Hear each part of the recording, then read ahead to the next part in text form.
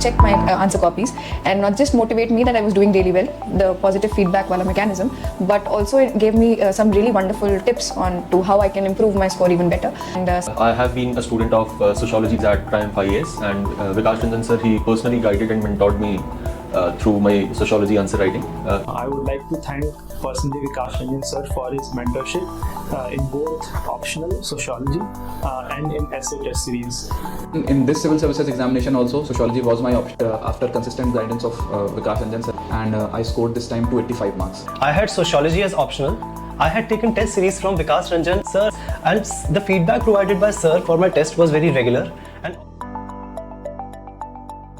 Hi, my name is Vinay Sunil Patil, and I am ranked 122 in this year's UPSC Civil Services examination.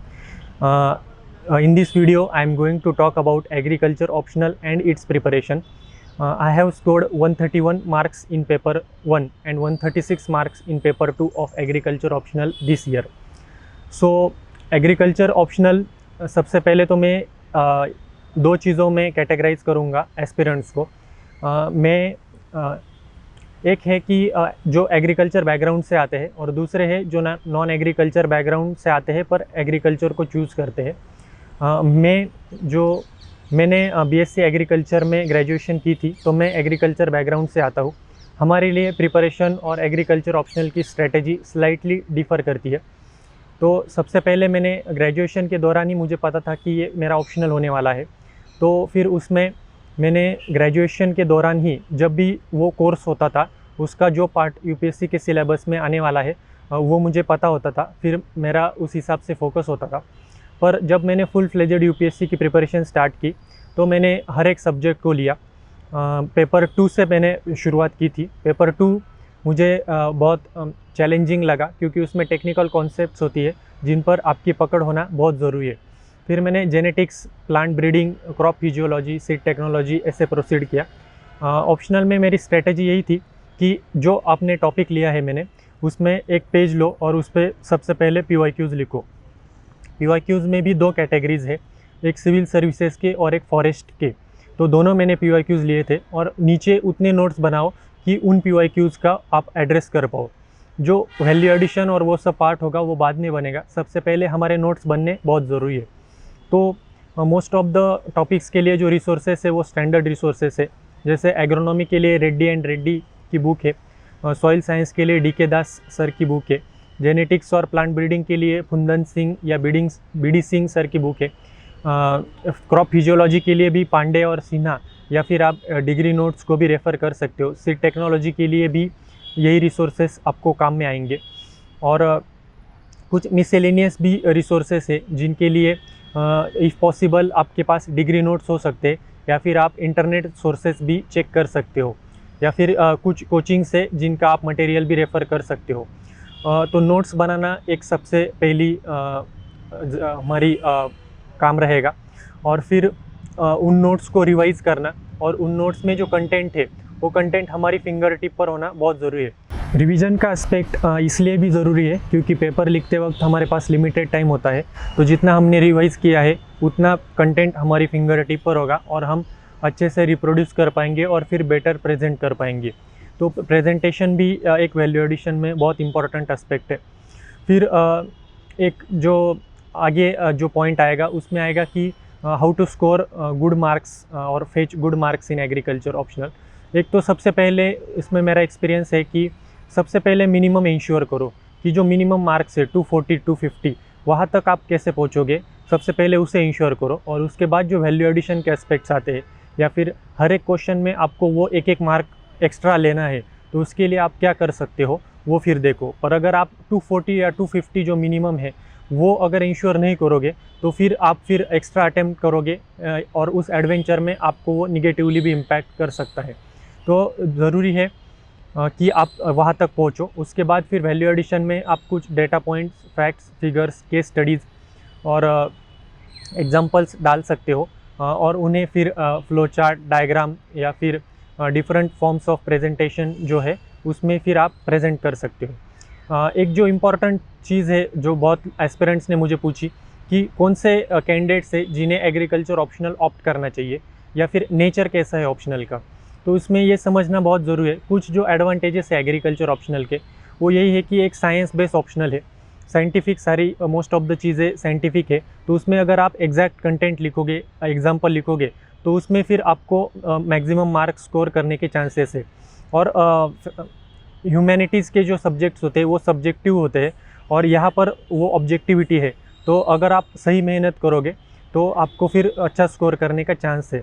और अगर आपका interest है, आपका background है और फिर जीएस से आपको थोड़ा ओवरलैप और थोड़ा वेरिएशन चाहिए, तो दोनों आपको एग्रीकल्चर ऑप्शनल में मिलेगा। पर इट इज़ नॉट राइट कि ये ऑप्शनल फिर हर किसी के लिए सूटेबल है। कुछ डिसएडवांटेजेस या फिर चैलेंजेस भी है।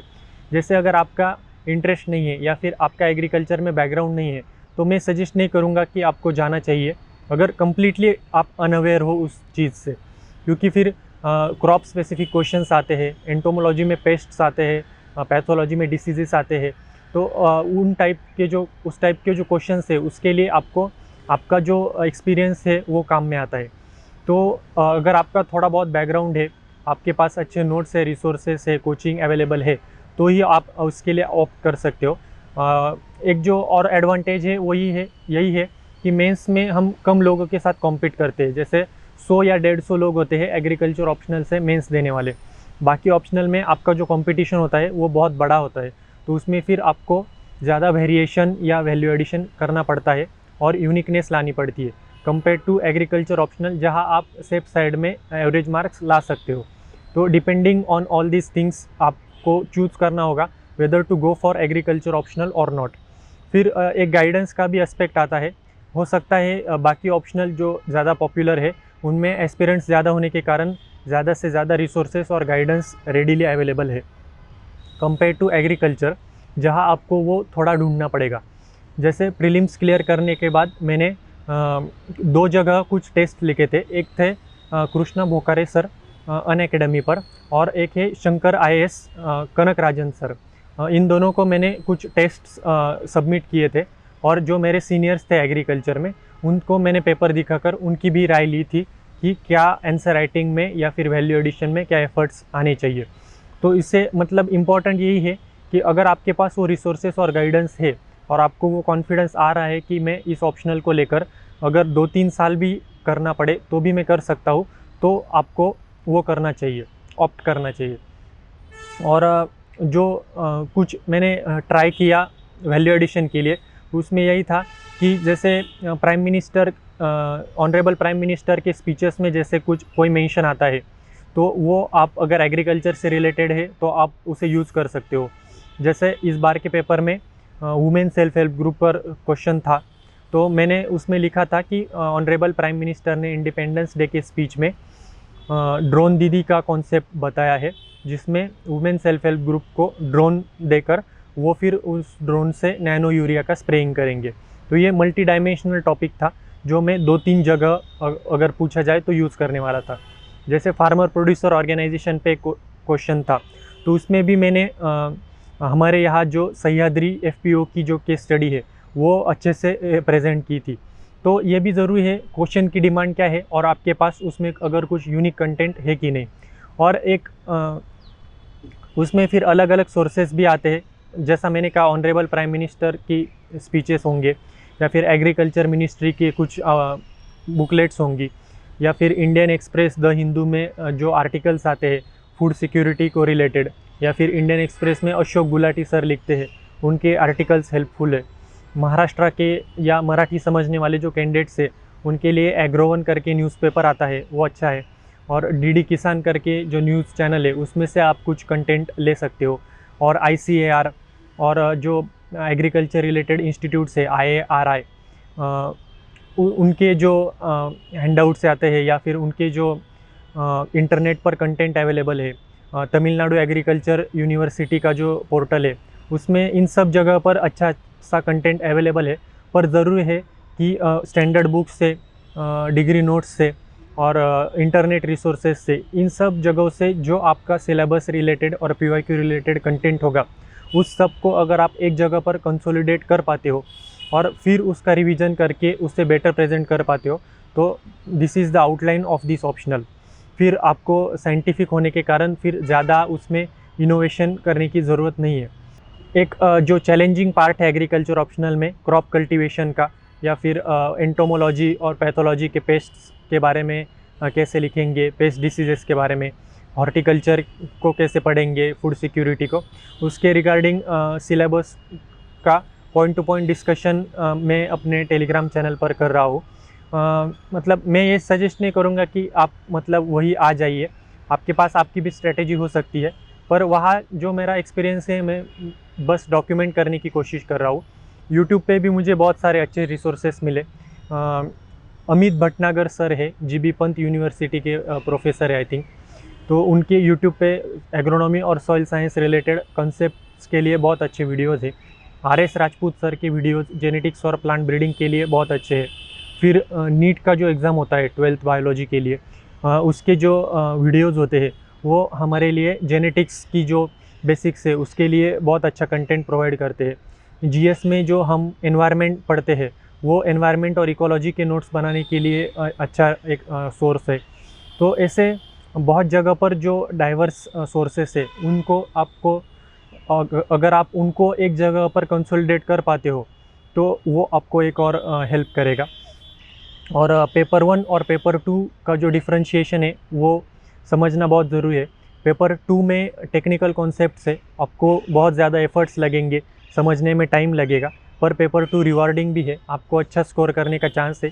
पेपर 1 कंपैरेटिवली कम टाइम में तैयार भी हो जाता है और रिवाइज भी हो जाता है, पर स्कोर करने के लिए आपको फिर ज़्यादा वैल्यू एडिशन लगता है और कंपैरेटिवली उसमें फिर स्कोर करना थोड़ा डिफ़िकल्ट होता है। तो आप फिर ऐसे डिफरेंशिएट करके आपको फिर वो इम्पोर्टेंस समझनी होगी। फिर जो एंड में एग्रीकल्चर ऑप्शनल के लिए जो चैलेंजिंग पार्ट है, उन्हें अगर आप राइट चॉइसेस के साथ एड्रेस करोगे तो आपको स्कोर करने के अच्छे चांसेस है। अगर आपने डिसाइड कर लिया है कि एग्रीकल्चर ऑप्शनल के साथ जाना है तो फिर आप फुल फ्लेजेड प्रिपरेशन उसकी कीजिए और कोई डाउट मत रखिए कि क्या उसमें स्कोर आएगा या नहीं आएगा, कोचिंग होगी, टेस्ट सीरीज़ होगी नहीं होगी, गाइडेंस मिलेगा कि नहीं मिलेगा। आई थिंक मैं अपने एक्सपीरियंस से और सीनियर्स के एक्सपीरियंस से बता सकता हूँ कि राइट जो स्कोर करने के लिए चाहिए वो सब अवेलेबल है, बस आपको वहाँ तक पहुँचना होगा और उससे फिर आपको आपका जो फ़ायदा है वो बनाना होगा। So I would like to wish you all the best. हमारी जो एग्रीकल्चर की कम्युनिटी है और जो ऑप्शनल ऑप्ट करेंगे उन सब को मैं यही कहूँगा कि अच्छे से प्रिपरेशन कीजिए और अपना 100% दीजिए ताकि ज़्यादा से ज़्यादा एग्री कॉस्ट कम्युनिटी के जो लोग हैं उन्हें हम जल्दी सर्विस में देख पाएंगे। So thank you so much, all the best.